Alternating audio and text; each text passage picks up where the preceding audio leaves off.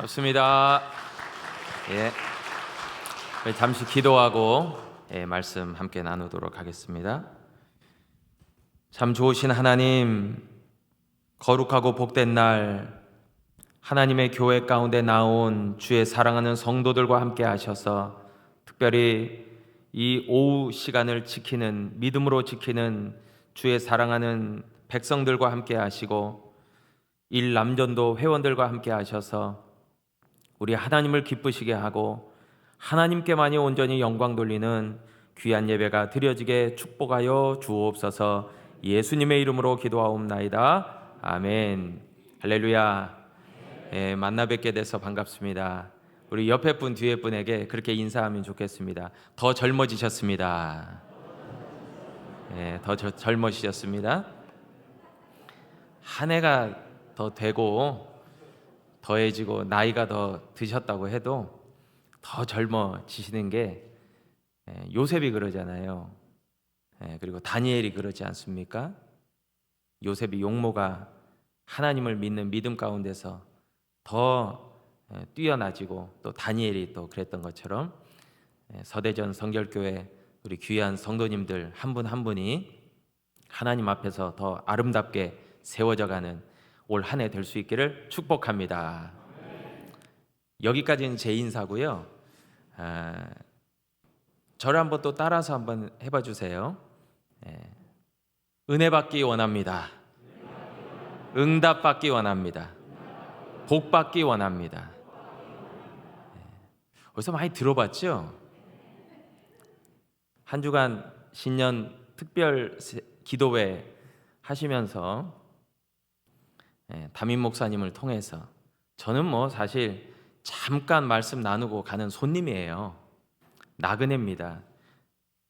이곳을 목양하시고 또 영적인 책임을 지시는 분은 박 목사님이시기 때문에 박 목사님의 메시지 그리고 그런 일남전도의 사회를 너무 잘 보시더라고요. 우리는 목사님의 어떤 그런 방침에 순종하려고 이 헌신 예배를 드립니다 할 때 참 그 맞는 말입니다. 아무쪼록 이곳에 계신 모든 성도님들 그리고 일남전도 회원 모두가 그런 초심을 잃지 않고 믿음으로 나아갈 수 있기를 축복합니다. 다시 한번 하겠습니다. 은혜 받기 원합니다. 응답 받기 원합니다. 복 받기 원합니다. 가슴에 손을 얹어야지요. 이게 서대전 교회 이게 그 스타일 아닙니까? 제가 어떻게 알았겠습니까? 유튜브로 다 봤지요. 아니 제가 박 목사님 설교 메시지가 워낙 복음적이고 굉장히 탄탄한 메시지이셔서 장로님 좀 내리셔도 돼요 이제. 예. 아유, 감사합니다 이렇게.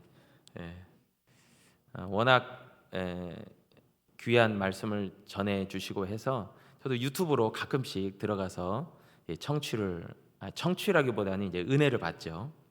그래서 제가 기억하고 있습니다. 감사를 드립니다. 오늘은 세상에 대하여 기죽지 말라 그 말씀의 제목을 가지고 하나님의 은혜를 잠시 나누고자 합니다. 예전에 코미디 프로에 쓰리랑 부부라고 있었습니다. 김한국 씨, 김미화 씨가 나왔고요. 은매 기사로, 은매 기죽어. 기억하십니까? 상당히 연세가 있으시네요. MZ 세대 많은 교회는 저 목사님이 무슨 말씀하시나 아마 그러실 텐데 쓰리랑 부부를 아신다면 연배가 좀 어느 정도 되시는 겁니다. 저도 기억합니다. 참 우리가 기가 살아야 되는데요. 영적인 기가 살아야 되는데 우리가 기죽을 때가 너무 많습니다. 뉴스를 보면 특히 그런 것 같습니다. 정치적으로, 경제적으로, 또 사회적으로 많은 뉴스들이 우리의 기를 굉장히 누릅니다.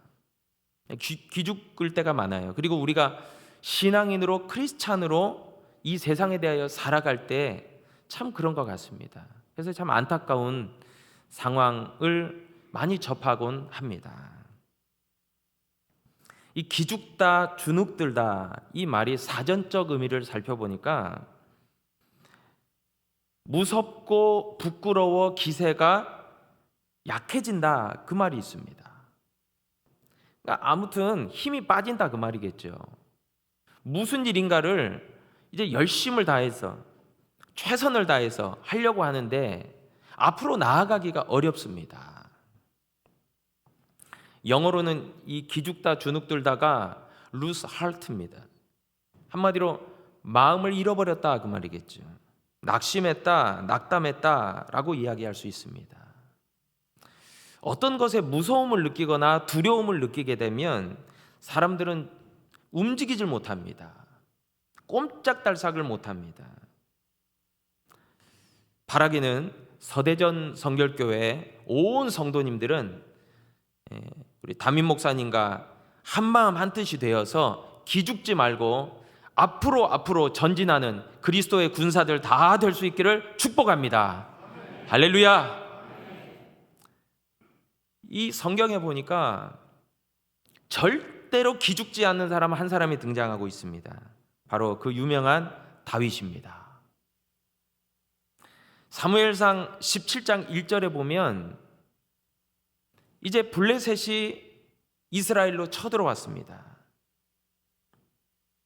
유다에 속한 소고에 모여서 소고와 아세가 사이에 에베스담밈에 진쳤다 그랬습니다. 그리고 그들을 막기 위해서 이스라엘 사람들은 엘라 골짜기로 모여서 진을 쳤습니다. 엘라 골짜기는 블레셋에서 이스라엘로 들어가는 요충지입니다. 그리고 골짜기입니다. 요새죠. 한마디로 천연 요새입니다. 마치 성벽과 같이 경사가 급경사여서 쉽사리 적군이 접근하기 어렵습니다. 그곳에 블레셋과 이스라엘이 대치를 하고 있는 형국입니다. 그런데 매일같이 싸움을 도두는 자가 있습니다. 싸움을 거는 사람이 있습니다. 그가 바로 거인장수 골리앗입니다. 그는 블레셋 가드 출신이고요. 키가 6규빗 한 뼘이라고 그랬습니다. 규빗은 길이의 어떤 재는 그런 측정하는 것으로 손가락 가운데 손가락 끝에서부터 팔꿈치까지가 한 규빗입니다. 대략 45에서 50cm 정도 됩니다.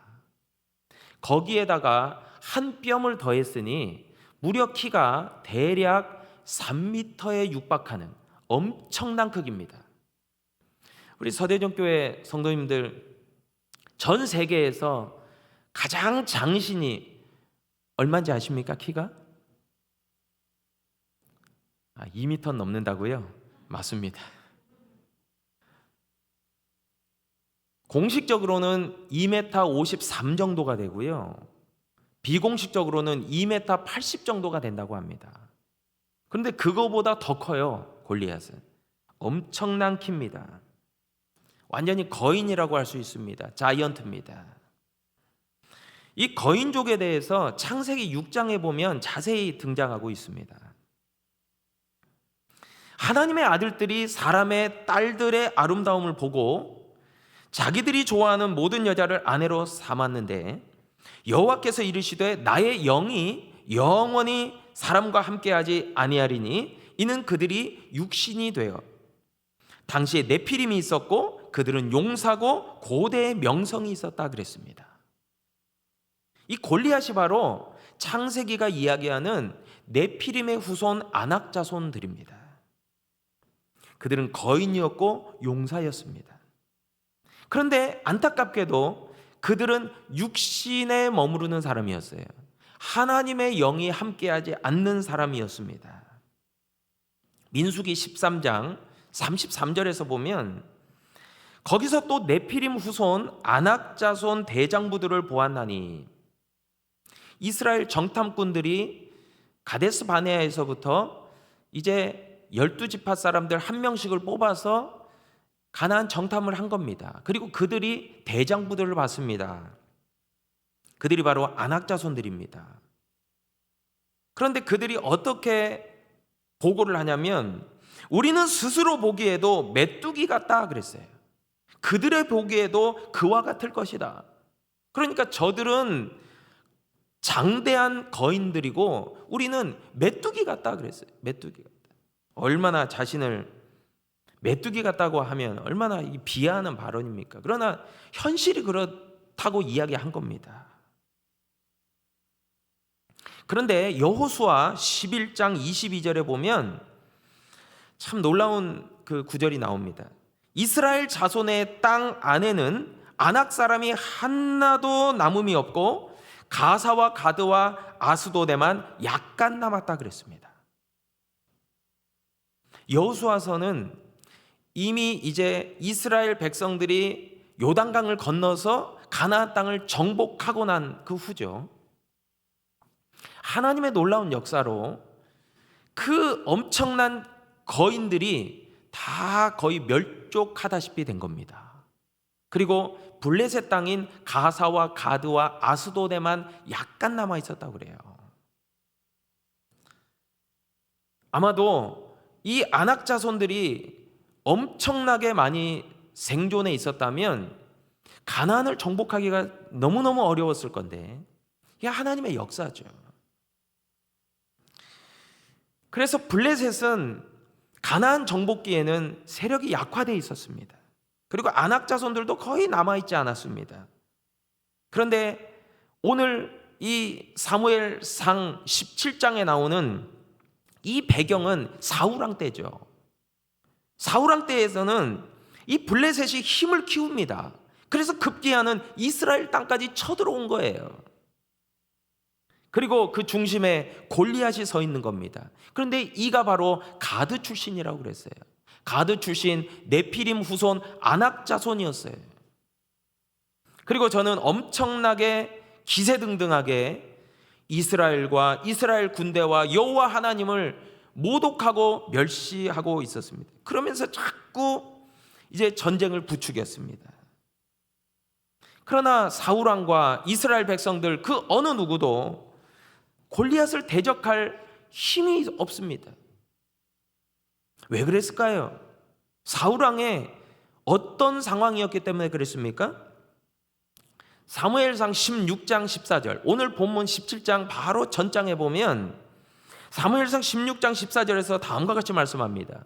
여호와의 영이 사울에게서 떠나고 여호와께서 부리시는 악령이 그를 번뇌케 한지라. 그러니까 사울왕이 영적으로 충만하고 하나님의 영으로 충만했다면 능히 감당할 수 있었을 텐데 이 사울왕은 하나님이 함께하지 않는 그런 상황이었어요. 너무 무력한 존재죠. 여러분, 참 우리가 분명히 알아야 될 것은 하나님의 영, 예수 그리스도의 영, 성령이 떠난 인생은 육신에 불과합니다. 육체에 불과합니다. 그래서 사울왕은 너무나도 무력했던 거예요. 아무리 블레셋과 아무리 골리앗이 힘이 세고 또 그들이 대단해 보였어도 맞서 싸울 수 있었을 텐데 그러지 못했다는 것입니다. 그리고 매일같이 이 싸움을 도두는 골리앗은 이스라엘 진영을 향해서 계속해서 멸시와 아주 조롱을 합니다. 참 그때 해성과도 같이 오늘의 주인공 다윗이 등장합니다. 이 다윗은요 소년이었어요. 아직 성년이 안 된 때였습니다. 오늘날로 말하면 유스예요. 청소년입니다. 그래서 20세 이상만이 전장에 참여하는 거기에도 끼질 못하고 그들의 형들만이 전장에 나가고 있었습니다. 이제 소년 다윗은 아버지의 심부름으로 이제 형들의 안부를 묻고자 음식들을 싸서 전장에 갔던 것이죠. 오늘의 배경이 그렇습니다.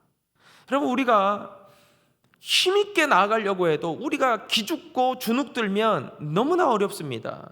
꼼짝을 못합니다. 세상이 우리를 그렇게 주눅들게 만들곤 합니다. 근데 오늘 성경에 보면 믿는 사람들을 세상은 조롱하고 멸시하면서 주눅들게 만들어요. 육신의 눈으로 볼 때에는 골리앗의 키가 엄청납니다. 3m에 육박합니다. 그리고 그가 입고 있던 갑옷의 무게도 70kg에 달합니다. 무시무시한 무기들로 그는 장착해 있습니다. 그런 위협적인 모습이요, 기죽게 만든 거예요. 그리고 그것을 날마다 자랑스럽게 과시했던 것이죠. 우리는 육신의 눈으로 볼 때 거대하고 크게 보이는 것에 우리는 기죽을 때가 참 많습니다.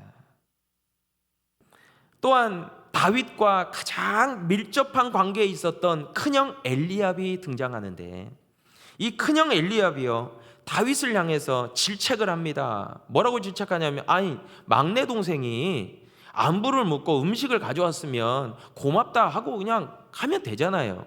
그런데 이 큰형 엘리압의 태도가요, 참 어떻게 보면 요셉을 그의 형들이 시기하고 질투했던 것처럼 다윗을 질투하고 있었던 것 같아요. 다윗을 보자마자 아주 노를 바라고요. 내가 어찌하여 이리로 내려왔느냐? 들에 있는 양들은 누구에게 맡겼느냐? 너는 내 교만함과 내 마음의 완악함을 내가 잘 알고 있다. 너는 전쟁을 구경하러 왔구나. 그렇게 이야기한 거예요. 아니, 지금 전쟁 구경하러 온 거 아니잖아요. 아버지의 명에 순종해서 지금 온 거잖아요. 그런데도 그것을 잘 알매도 불구하고 큰형 엘리압이요, 다윗의 기를 팍팍 죽였습니다. 막내 동생 이 소년 다윗은요, 사실 엘리압하고 게임이 안 됩니다. 지난날 사무엘상 16장 7절에 보니까, 이 16장에 보니까 사무엘 선지자가 사울을 대신해서 기름 붓고 왕으로 세울 사람들을 이새의 집으로 이제 찾아갑니다.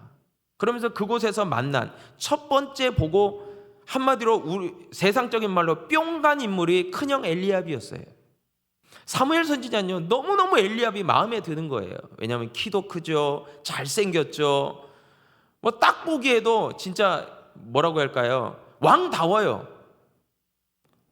우리 박인기 목사님 서대전 성결교회 작년 10월에 부임하셨죠? 너무 잘 알고 있죠? 유튜브로 다 봤습니다. 우리 박인기 목사님 참 훌륭하신 분이죠. 아멘이 한 분밖에 안 나온다는 건 이건 심각합니다. 지금 이거. 자, 다시 하겠습니다. 이건 지금 NG가 났어요. 우리 박인기 목사님 참 훌륭하시죠? 이거에 한 10배는 더. 엘리압을 보고요, 뿅 간 거예요, 사무엘 선지자가. 그런데요, 하나님께서 사무엘에게 뭐라고 말씀하시냐면, 사무엘상 16장 7절에 보니까 그의 용모와 키를 보지 말라. 내가 이미 그를 버렸다. 내가 보는 것은 사람과 같지 않고 사람은 외모를 보거니와 나 여호와는 중심을 보느니라. 그랬어요. 그러니까 사무엘도요, 참 어찌 보면 육신의 눈으로 보기가 쉬운 거죠. 사무엘 같은 사람도 그래요. 그런데 하물며 우리겠어요. 그러니까 우리는 육신의 눈으로 보는 것에 엄청난 영향을 받는다는 것을 우리가 잘 알 수 있어요. 예수님조차도요, 고향 사람들과 형제들에게 인정을 받지 못했어요. 그래서 예수님 말씀하셨죠. 선지자가 고향에서 인정받는 것이 너무나 어렵다. 가장 가까운 사람에게 인정받는 게 너무 어려워요. 목사의 설교에 제일 은혜를 못 받는 그런 부류가 누군지 아십니까? 다 아시죠? 사모님과 자녀들입니다. 좀 이것이 극복되면 좋겠는데 우리가 다 연약하고 부족하기 때문에 그런 부분이 있습니다. 참 큰형 엘리압이요, 너무 기를 팍팍 죽이는 거예요, 다윗을. 또한 한 사람이 등장하죠. 사울왕입니다. 사울왕도 다윗을 인정하는 것처럼 보이지만 절대 그러지 않습니다. 다윗을 골리앗과 맞서 싸우기 어쩔 수 없이 보내면서도 다윗을 향해서 33절에 보니까 뭐라고 이야기하냐면, 내가 가서 저 블레셋 사람과 싸울 수 없으리니 이런 말이 어디 있어요? 아니 지금 이스라엘을 대표해서 대표 선수가 지금 골리앗과 싸워야 되는데 네가 가서 저 블레셋 사람과 싸울 수 없으리니 너는 소년이요 그는 어려서부터 용사다. 이게 뭐예요 지금? 너무나 쉽지 않은 상황입니다. 그러니까 다윗은요 한마디로 얘기해서 골리앗에게 또 큰형 엘리압에게 다윗 왕, 이 사울 왕에게 완전히 계속 코너에 몰려가지고요 계속 어퍼컷을 막 맞고 있는 겁니다. 얼마나 낙담되겠습니까? 아니 길을 팍팍 세워주고 칭찬해주고 격려해줘도 지금 모자란데 길을 팍팍 죽이는 겁니다. 그런 상황 속에 지금 다윗이 있지만 그럼에도 불구하고 다윗이 절대로 기죽지 않을 수 있는 이유가 있었어요. 여러분 오늘 이게 진짜 중요한 거죠. 이것을 통해서 오늘 서대전 성결교회 우리 성도님들과 우리 일남전도회가 더 올 한 해 2023년 가운데 더 기가 사는 그런 한 해 되기를 축복합니다. 첫 번째로 살펴보면요 다윗은요 하나님이 나를 도우신다는 확신이 있었어요. 사무엘상 17장 37절에 보니까요 여호와께서 나를 사자의 발톱과 곰의 발톱에서 건져내셨은즉 나를 이 블레셋 사람의 손에서도 건져내시리이다. 여러분 제가 한번 여쭤보겠습니다. 우리 성도님들 다 간증이 있으시죠? 하나님이 나를 도우시고 하나님이 나와 함께 하셨고 하나님이 나에게 응답하셨다는 간증이 있으시죠? 아멘. 저도 있습니다. 우리 박 목사님께서는 미국 동부 보스턴, 제가 보스턴이라고 하니까 저한테 그러시더라고요. 미국 동부는 아 발음이 강하기 때문에 보스턴 하면 안 되고 바스턴. 제가 아직도 잊어버리지 못해요. 저는 미국 서부에 있는 LA에 있었거든요. 아니 LA에서는 그냥 보스턴 하는데 그랬더니 아니라는 거예요. 이 전통이 있는 도시인 보스턴은 버스턴 그래야 되대요. 제가 한 가지 배웠어요. 이 LA 촌놈이 돼가지고. 여러분 참 어느 면에서 보면요 이 하나님의 어떤 그 함께 하신다, 하나님이 나를 도우셨다, 이게 참 중요한 믿음의 확신인데 이게 우리의 간증이 자꾸 많아져야 되는 이유이기도 합니다. 하나님이 나와 함께 하시는구나, 하나님이 나를 도우시는구나. 우리 박 목사님께서도 유학 중에 그러셨겠지만 저도 광야 같은 유학 생활 속에서 정말 간증이 많아요. 이 얘기 하려면은 부응해야 되기 때문에 짧게 끝내야 되니까, 지금부터 한 10분 안에 끝내야 되니까 그 얘기는 못합니다. 아무튼 다윗은요 간증이 있는 사람이었어요. 그래서 지난날 들판에서 양을 칠 때 사자나 곰이 양의 새끼를 움켜서 잡아먹으려고 하면 하나님께서 함께 하심으로 다 건져냈단 말이에요. 그래서 다윗이 시편을 통해서 하나님은 나의 구원이시고 나의 방패시고 하나님은 나의 목자가 되시고 이렇게 고백할 수 있는 근거가요 간증에 있어요. 그러니까 다윗은 여러 상황 속에서 하나님이 나를 도와주셨다, 하나님이 나를 지켜주셨다, 하나님이 나를 구원하여 주셨다라는 간증과 경험이 많기 때문에 오늘 다윗이 이 골리앗과 싸우는 이 순간 가운데서도 믿음으로 확신하며 나아갈 수 있었던 것이죠. 엘리 제사장에게, 사무엘 선지자의 스승이죠, 엘리 제사장에게 두 아들이 있었죠. 잘 아시다시피 홈니와 비느하스입니다. 저들은 연로한 나이가 많은 그 아버지 엘리를 대신해서 제사를 주관하고 있었는데 저들이 불량자입니다. 완전히 엉망진창입니다. 그러냐 하나님께서 가만두시겠어요? 그런데 저들이 이제 블레셋이 쳐들어왔을 때 이스라엘 지도자들과 상의를 한 것이 뭐였냐면, 우리가 전쟁에서 이기려면 하나님의 언약궤를 실로에서부터 갖고 오자, 이 전장에. 그래서 하나님의 임재의 상징인 언약궤를 갖고 와요. 그런데 결과가 어떻게 됐습니까? 홈니와 비느하스도 죽고요, 수많은 이스라엘이 죽고 이 언약궤는 블레셋에 뺏겨버리고 말았어요. 하나님이 함께 하신다는 것이 무엇을 얘기할까요? 그것은 다윗과 같이 하나님의 영에 충만할 때에 하나님이 함께 하시는 거예요. 그냥 뭐 언약궤 갖고 왔다고 뭐 이게 아니에요.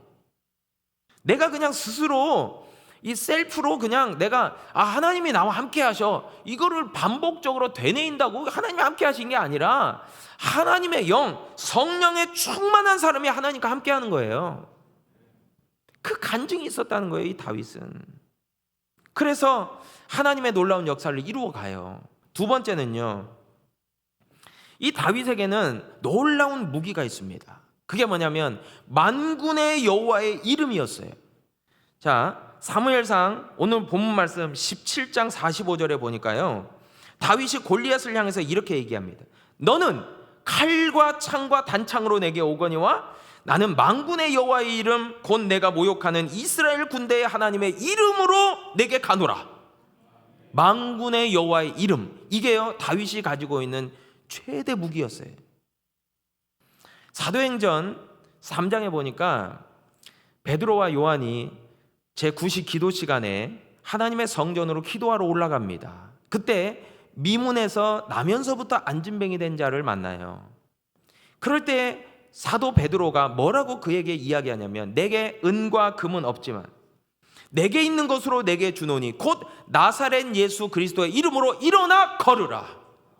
여러분, 만군의 여호와의 이름, 나사렛 예수 그리스도의 이름의 능력이 우리에게 강력한 무기가 되는 줄로 믿으시기를 바랍니다. 여러분, 그 힘으로 올 한 해 세상에 대해서 기죽지 말고 믿음으로 나아갈 수 있기를 축복합니다. 여러분, 이게 얼마나 엄청난 능력인지 몰라요. 제가 참 좋아하는 이 복음성가 CCM이 있습니다. 예수의 이름으로. 우리 서대전 성결교회도 많이 찬양하시리라 생각합니다. 예수의 이름으로 나는 일어서리라. 주가 주신 능력으로 나는 일어서리라. 원수가 날 향해 와도 쓰러지지 않으리. 주가 주신 능력으로, 주가 주신 능력으로, 주가 주신 능력으로 일어서리. 아멘. 만군의 여호와의 이름, 나사렛 예수 그리스도의 이름, 그 이름의 능력이 있어요. 그래서 그 이름을 우리는 선포해야 되고요, 그 이름으로 기도해야 되고요, 그 이름을 믿는 믿음 가운데서 나아가야 돼요. 안타깝게도 우리가 상식적으로 미국은 기독교 국가야, 그렇게 생각하죠. 천만의 말씀입니다. 제가 저희 아이들 학교 다닐 때 이렇게 학교 가보니까요, 깜짝 놀랐어요. 미국은요, 아시겠지만 기도 금지입니다. 기도가 금지입니다.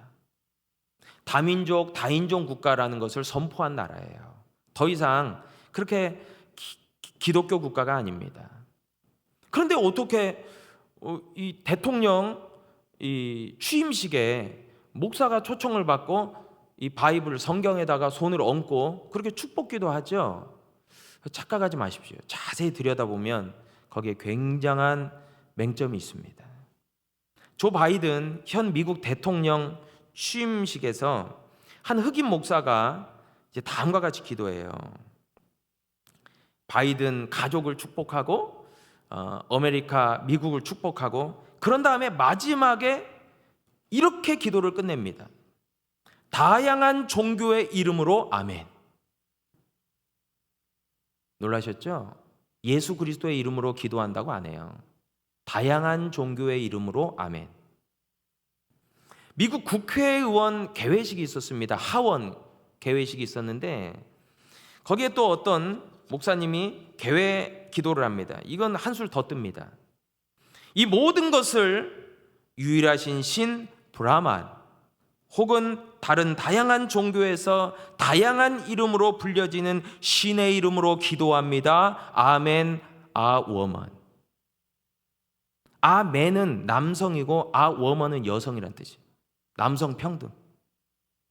모든 종교의 이름으로 기도합니다. 지금 현실이 이래요. 그러니까 우리가요, 더 예수 그리스도를 구주로 믿고 교회의 머리가 되시는 예수님이 주인 되시는 교회와 성도들은 예수 그리스도의 이름을 선포해야 돼요. 그리고 예수 그리스도의 이름을 확신해야 돼요. 다윗이 그랬잖아요. 그러면 세상이 기죽지 않을 수 있습니다. 마지막입니다. 저는 길게 안 합니다. 마지막이에요. 예. 이 사무엘상 17장 47절에 보니까 여호와의 구원하심이 칼과 창에 있지 아니하고 전쟁은 여호와께 속한 것인즉 그가 너희를 우리 손에 붙이시리라. 아멘. 여호와 니시를 선포합니다. 하나님이 우리의 승리의 깃발이시다. 그런데요, 다윗이 이렇게만 하고 갔을까요? 천만에요. 그러지 않습니다. 하나님께서 다윗에게 주신 달란트가 있었습니다. 그것은 바로 돌팔매였습니다. 악기 연주도 있죠. 그는 아주 수금을 잘 연주했습니다. 그래서 이 악신이 든 사울왕에게서 악신이 떠나가죠. 다윗은 음악도 재능이 있지만 이것도 재능이 있습니다. 돌팔매. 근데 이 돌팔매질을 할 때 이게 물매라고 있습니다. 물매. 그래서 그 물매에 끼는 돌이 물맷돌이에요. 그러니까 물매라는 것이 이게 돌리는 겁니다. 물매. 그죠?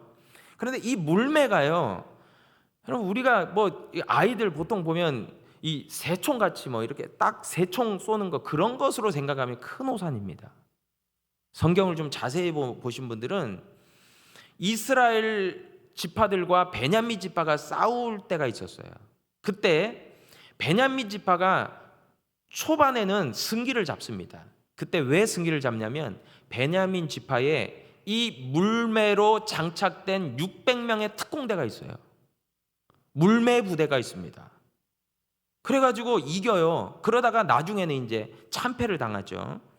그런데 이 물매라는 것이요, 강력한 힘을 발휘합니다.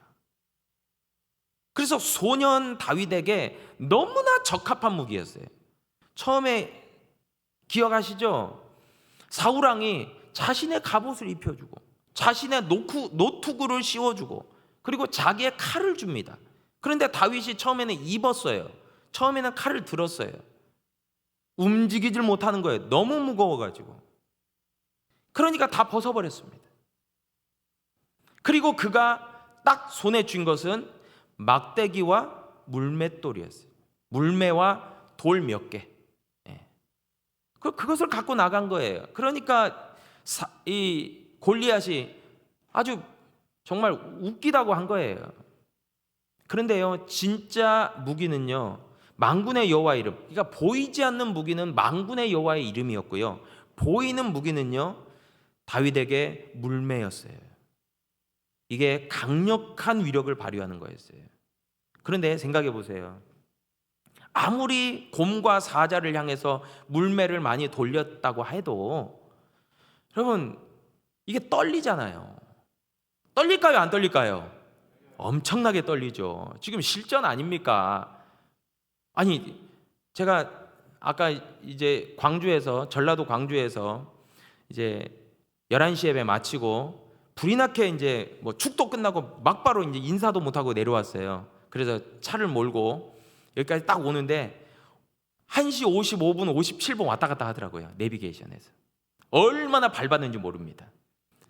호남고속도로에서 140km로 막 밟아서. 아이 뭐 이 카메라, 단속 카메라 뭐 찍히려면 찍혀라 그냥. 아이 그거 뭐 좀 물어주고 말지. 엄청 밟아요. 우리 박인기 목사님께서 2번이나 전화 주셨어요. 지금 어디십니까? 곧 갑니다. 얼마나 밟았는지 몰라요. 그래서 딱 올라왔어요. 딱 올라와서 뒤에 앉았는데 다리가 후들거려요. 저는 너무 막 급하게 지금 빨리 와서 다리 후들거리나 했더니 서대전 교회가 너무 훌륭하고 좋은 교회에서 제가 긴장이 됐나 봐요. 아니 그런데 이 골리앗을 향해서 서 있는 이 다윗은 안 떨리겠습니까? 다리가 후들후들 걸리죠. 그런데요, 그런 가운데서 초점을 맞춰서 0점을 잡고 골리앗의 이마에 아주 이 엄청난 이 급소에다가 꽂는다? 물매를 돌려서 그 물맷돌을? 그럼 확률이 어떻게 되겠어요? 극히 낮을 수밖에 없죠. 그렇죠?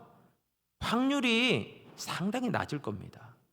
그런데 다윗은요, 힘을 다해서 전심전력을 다해서 돌리는 겁니다. 그리고 탁 던졌습니다. 기가 막히게 명중을 하는 거예요. 이 하나님의 역사죠. 여러분, 우리가요, 참 어느 면에서 보면 우리가 가진 건 초라할 수 있어요. 예. 아니, 제가 이렇게 뵈니까 광주 광역시에 사는 분들보다 대전 광역시에 사는 분들이 서울하고 조금 더 가까워서 그런지 조금 더 세련돼 보이시네요.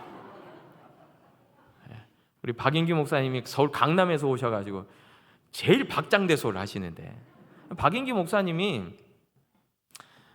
강남에서 목회하셨잖아요. 저는 그러다가 이제 대전 광역시 내려오셨죠.